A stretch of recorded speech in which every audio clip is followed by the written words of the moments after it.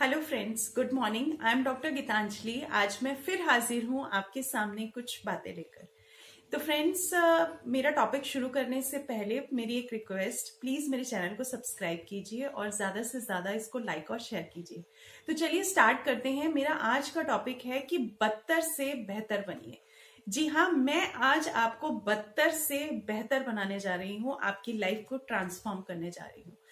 चलिए मान लेते हैं आपके साथ किसी ने बहुत गलत किया, आपको चीट किया, आपको डिच किया, आपको धोखा दिया, आपके साथ बहुत बुरा हुआ, आपकी इंसल्ट की। मैंने मान लिया, लेकिन आपको एक चीज बताती हूं कि अगर आपके साथ ऐसा कुछ भी हुआ है, आपकी इंसल्ट हुई है, तो उस बेइज्जती को यहाँ पे छापने के बजाय यहाँ पर छाप लीजिए।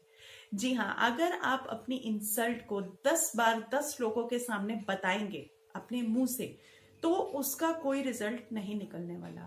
उल्टा उससे आपको नेगेटिव रिजल्ट मिलेगा। सामने वाला आपको और बोलेगा कि हाँ, उसने गलत किया, ऐसा किया, वैसा किया, उसे नहीं करना चाहिए था। तो वो नेगेटिविटी बरकरार रहेगी, बनी रहेगी।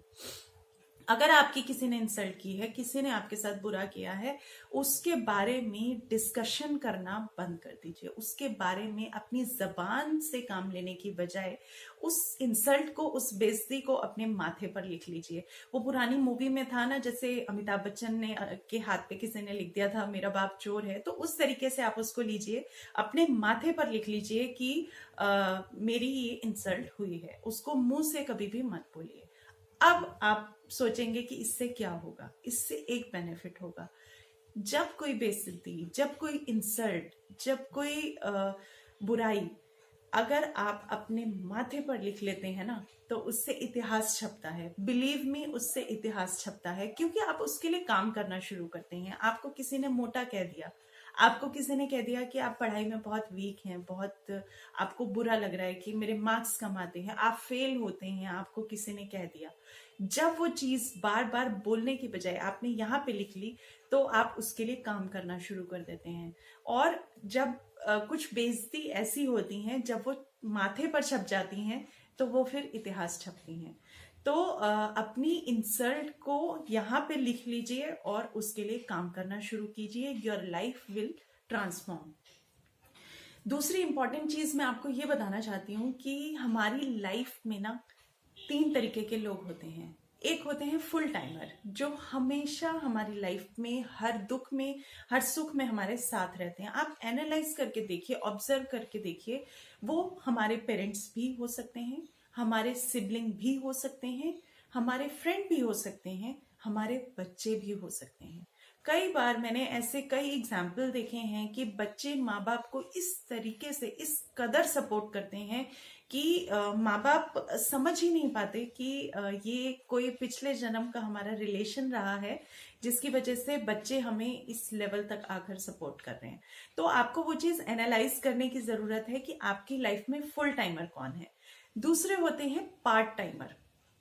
पार्ट टाइमर होते हैं जो कभी कभी आपके लाइफ में आपको कुछ गाइडेंस दे देते हैं, कुछ अच्छा बोल देते हैं। तो वो आपके फ्रेंड भी हो सकते हैं, आपके पेरेंट्स भी हो सकते हैं, वो कोई भी हो सकता है।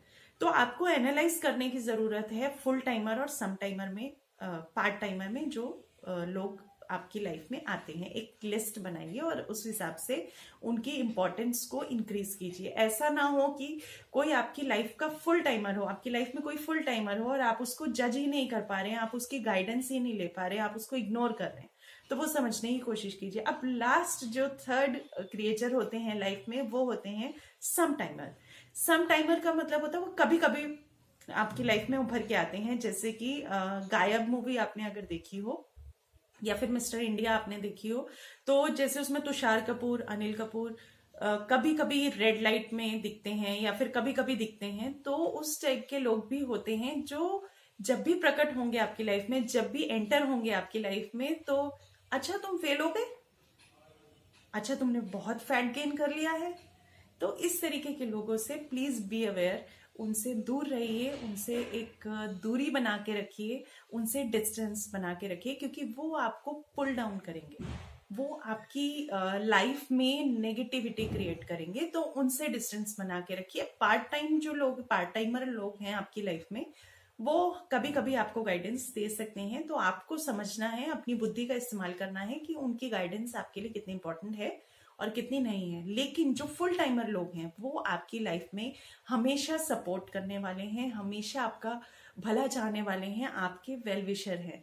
तो आपको उनको एनालाइज करना है और उनके साथ उनकी गाइडेंस को लेके चलना है।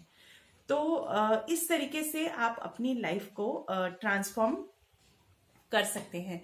दूसरी चीज मैं आपको ये बताना चाहती हूँ कि अपनी जो तासीर होती है, जैसे कोई चीजें होती हैं, अगर आपको पता हो कि उनकी तासीर ही गर्म होती है, जैसे कि मान लीजिए लहसुन की बात करते हैं, या फिर बैंगन की बात करते हैं, या फिर और भी कई सारी चीजें हैं जैसे छुआरा होता है, उसको बोलते हैं कि गर्म तासीर होती है।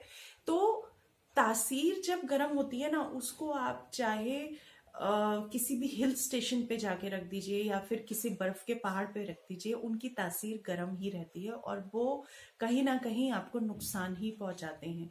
तो अपनी तासीर को ठंडा कीजिए, आपके हालात बदतर से बेहतर होने लगेंगे। जब जो लोग अंदर से गर्म रहते हैं, जिनको गुस्सा बहुत ज्यादा आता है या फिर छोटी छोटी बात पर बिगड़ जाते हैं, या फिर उन्हें लगता है कि इसने हमारे साथ गलत कर दिया, अगर आप ऐसी तासीर बना के रखेंगे तो आपको कोई भी शांत नहीं कर सकता। और जब तक आप शांत नहीं होंगे, आप अपनी पर्सनैलिटी पे, अपनी लाइफ ट्रांसफॉर्मेशन पे काम नहीं कर सकते हैं। इसका एक एग्जाम्पल देती हूँ आपको, बहुत छोटा सा एग्जाम्पल है। आपने ज्यादातर साधु संत देखे होंगे, बड़े शांत, बड़ा ठंडा स्वभाव होता है उनका, बहुत विनम्र रहते हैं, बहुत उनकी कह सकते हैं कि उनकी तासीर ठंडी होती है। तो उनको कोई उल्लू नहीं बना सकता, उनको कोई बेवकूफ नहीं बना सकता। उन्हें दुनियादारी की समझ होती है, उन्हें परख होती है कि कौन सही है, कौन गलत है, कौन सच्चा है, कौन झूठा है। हम लोगों में उस चीज की परख की कमी इसीलिए होती है क्योंकि हम अपनी तासीर गर्म रखते हैं। अगर हम अंदर से अपनी तासीर ठंडी कर लेंगे तो हमें भी परख करने की शक्ति आ जाएगी, हमारे अंदर भी समझदारी बढ़ जाएगी, हमें भी पता चल जाएगा कि सामने वाला हमें ट्रू गाइडेंस दे रहा है या रॉन्ग गाइडेंस दे रहा है। तो आपको पार्ट टाइमर, फुल टाइमर और सम टाइमर में डिफरेंशिएट करने में बहुत इजी हो जाएगा। तो आपकी लाइफ डेफिनेटली बदतर से बेहतर होने लगेगी। तो फ्रेंड्स, ये सारी चीजें हैं जिन पे आप वर्कआउट कर सकते हैं। अपनी तासीर को ठंडा रखिए, अपनी इंपॉर्टेंस को समझिए, अपने आप पर वर्कआउट कीजिए, अपनी बेइज्जती को अपनी जबान पे ना रख के अपने माथे पर रखिए। बिलीव मी, एक इतिहास रचा जाएगा और आप हमेशा आगे बढ़ते रहेंगे। हमेशा नेगेटिव चीजों को दूर रखिए। जैसा कि मैं हमेशा कहती हूँ कि ओम इग्नोराय नमः बहुत अच्छा मंत्र है, दिन में इसका जाप कीजिए और फालतू की चीजें, नेगेटिव चीजों को अपने से दूर रखिए। Your life will going to be transform as soon as possible.